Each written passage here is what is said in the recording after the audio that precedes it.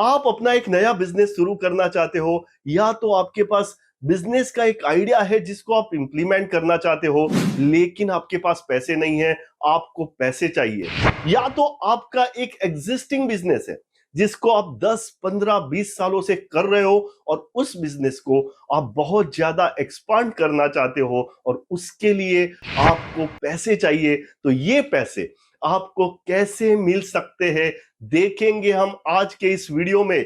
इस वीडियो में हमने बहुत ही ज्यादा रिसर्च करके एक क्रिस्टल क्लियर स्ट्रेटेजी आपको बताई है, एक क्रिस्प आइडिया आपके सामने लेके आए हैं। तो इस वीडियो को ज्यादा से ज्यादा लाइक्स मिलने चाहिए, लाइक्स की झड़ी लग जानी चाहिए, और इस वीडियो को ज्यादा से ज्यादा शेयर कीजिए जिससे पैसे रेस करने में इस वीडियो से लोगों को मदद मिल सके। और चैनल पे नए हो तो इस चैनल को जरूर सब्सक्राइब कीजिए। आज जितनी भी बड़ी बड़ी कंपनियां हैं जो स्टॉक मार्केट में लिस्टेड है, जब उन्होंने बिजनेस शुरू किया था तो उन्होंने अपने खुद के पैसे से नहीं किया था, उन्होंने भी इन्वेस्टर से, वेंचर कैपिटल कंपनी से पैसे रेस किए थे और बिजनेस शुरू किया था। धीरे धीरे करके बिजनेस को एक्सपांड करके वो स्टॉक मार्केट में लिस्टेड हुए और इतने बड़े कॉर्पोरेट्स बने। तो जो बंदा ये सोचता है कि मेरे पास 1 या 2 करोड़ रुपए है जो मेरे बिजनेस शुरू करने के लिए काफी है, वो कहीं ना कहीं पीछे रह जाता है। क्योंकि जिस बंदे के पास इन्वेस्टर के, वेंचर कैपिटल कंपनीज के कैपिटल की बैकिंग है, वो हमेशा तेजी से आगे निकल जाता है। तो फंड रेजिंग एक स्ट्रेटेजी है, उसको हल्के में ना ले और पहले ही डिसाइड करे कि आपको अपने पैसे लगाने हैं या आपको वेंचर कैपिटल कंपनीज या इन्वेस्टर से पैसे लेने हैं। वो एक बहुत ही इंपॉर्टेंट डिसीजन हो जाता है। चाहे आप एक नया बिजनेस शुरू कर रहे हो या तो आपको एग्जिस्टिंग बिजनेस को एक्सपांशन के लिए पैसे चाहिए, दोनों केसेस में आपके पास एक बिजनेस प्लान होना बहुत जरूरी है। अब बहुत सारे लोग ऐसा बोलते हैं कि बिजनेस प्लान यानी क्या होगा, कैसे करेंगे। अगर आप अपने बिजनेस को अच्छे से समझते हो तो बिजनेस प्लान बहुत ही इजी चीज होती है। बिजनेस प्लान में आपको क्या क्या चीज इंक्लूड करनी है वो हमने डिस्क्रिप्शन में लिंक के थ्रू भी बताया हुआ है। इसके अलावा डिस्क्रिप्शन में हमने लिंक के थ्रू आपको किन किन इंक्यूबेटर्स को कांटेक्ट करना है, किन किन इन्वेस्टर्स को या वेंचर कैपिटल कंपनीज को आप कांटेक्ट कर सकते हैं, वो सभी चीजें हमने डिस्क्रिप्शन में लिंक के थ्रू दी हुई है। तो पूरा वीडियो देखने के बाद डिस्क्रिप्शन में लिंक में जो इंफॉर्मेशन दी हुई है उसको जरूर पढ़ें। तो बिजनेस प्लान में सबसे पहले आपको आपके टीम के बारे में और आपके बारे में बताना है कि आपका बैकग्राउंड क्या है और सब इंडिविजुअल्स की क्या रिस्पॉन्सिबिलिटी है। दूसरा, आपको अपने प्रोडक्ट या सर्विस को क्रिस्टल क्लियर वे में डिफाइन करना है, अपने इन्वेस्टर को समझाना है कि आपका प्रोडक्ट एग्जैक्टली क्या है। फॉर एग्जांपल, अगर आप जूस बना रहे हो तो आप किस टाइप का जूस बनाओगे? आप कोल्ड प्रेस जूस बनाओगे, आप शुगर फ्री जूस बनाओगे, या तो आप प्रिजर्वेटिव फ्री जूस बनाओगे? तो आपको अपने प्रोडक्ट को एक सही तरीके से अपने इन्वेस्टर को बताना है। दूसरा, आपकी इंडस्ट्री में कौन कौन से प्लेयर है, इंडस्ट्री की टोटल मार्केट की साइज क्या है, वो सभी चीजें आपको इनिशियली अपने इन्वेस्टर को प्रेजेंटेशन में बतानी है। उसके बाद आपको बताना है कि आप किस कस्टमर सेगमेंट को टारगेट करोगे। आप रूरल कस्टमर्स को टारगेट करोगे, सेमी अर्बन को टारगेट करोगे, लग्जरी सेगमेंट को टारगेट करोगे, मेल को टारगेट करोगे, फीमेल को टारगेट करोगे। आपके कस्टमर की प्रोफाइल क्या होगी वो आपको अपने इन्वेस्टर्स को बताना है। उसके बाद आता है डिस्ट्रीब्यूशन स्ट्रेटेजी, कि आप ऑनलाइन सेल करोगे, फ्रेंचाइजी मॉडल अपनाओगे, डायरेक्ट सेल करोगे या रिटेलर्स के थ्रू सेल करोगे। आपकी डिस्ट्रीब्यूशन स्ट्रेटेजी वो भी आपको बताना है। उसके बाद आता है प्राइसिंग, आपकी पर प्रोडक्ट प्राइस क्या रहेगी, पर प्रोडक्ट कॉस्ट क्या रहेगी, वो दोनों आपको इन्वेस्टर्स को बताना है। आप कौन सी ज्योग्राफीज में ऑपरेट करेंगे वो भी आपको इन्वेस्टर को बताना है। आप ये भी बोल सकते हैं इन्वेस्टर को कि शुरुआत हम मुंबई के इन एरिया से करेंगे, दूसरे साल हम मुंबई और महाराष्ट्र में एक्सपांड करेंगे और धीरे धीरे करके हम ज्योग्राफिकल एरिया, ज्योग्राफिकल रीच बढ़ाएंगे। उसके बाद आपको पर ईयर पहले साल आप कितना रेवेन्यू टारगेट करोगे, टोटल कॉस्टिंग आपकी कितनी आएगी, दूसरे साल का क्या प्रोजेक्शन रहेगा, तीसरे साल का क्या प्रोजेक्शन रहेगा, पहले 5-6 साल के कॉस्टिंग के और रेवेन्यू के टारगेट आपको अपने इन्वेस्टर्स को बताने हैं। उसके बाद आता है सेल्स एंड मार्केटिंग स्ट्रेटेजी, जो बहुत ही क्रूशियल है कि आप कौन सी मार्केटिंग स्ट्रेटेजी अपनाना चाहते हो। वो सब आपको एक डिटेल तरीके से अपने इन्वेस्टर को बताना है।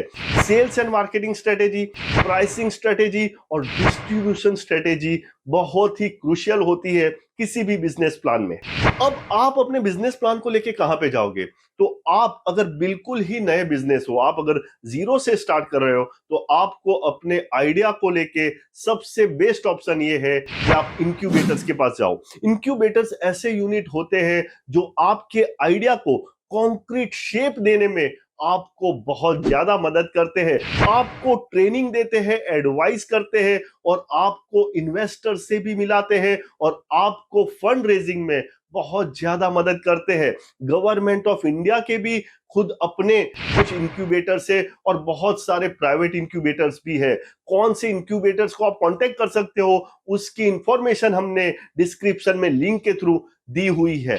जैसे बिल्कुल नए बिजनेस के लिए इंक्यूबेटर्स होते हैं, वैसे एग्जिस्टिंग बिजनेस को एक्सपांड करने के लिए जो पैसे आपको रेज करने हैं, उसके लिए एक्सेलरेटर्स प्रोग्राम होते हैं जो आपको फंड रेजिंग में मदद करते हैं, इन्वेस्टर से मिलाने में मदद करते हैं। चाहे आप बिल्कुल ही नया बिजनेस स्टार्ट कर रहे हो, जीरो से स्टार्ट कर रहे हो, या अपने एग्जिस्टिंग बिजनेस को एक्सपांड कर रहे हो और आपको पैसा चाहिए, तो आप डायरेक्टली वेंचर कैपिटल कंपनी को या इन्वेस्टर्स को अप्रोच कर सकते हो। ये वेंचर कैपिटल कंपनी या इन्वेस्टर्स जनरली ये देखते हैं कि आपके बिजनेस में कितना दम है जो आपको अपने बिजनेस प्लान के थ्रू बताना है। वो ये भी देखते हैं कि फाउंडर्स या फाउंडिंग टीम का बैकग्राउंड क्या है, वो इस बिजनेस को सक्सेसफुली इंप्लीमेंट या एग्जीक्यूट कर पाएंगे या नहीं कर पाएंगे। फंड रेजिंग के अलग अलग स्टेजेस होते हैं। आप बिल्कुल ही जीरो से स्टार्ट कर रहे हो, आपके पास प्रोडक्ट भी नहीं है, ऑफिस नहीं है, इनिशियल टीम नहीं है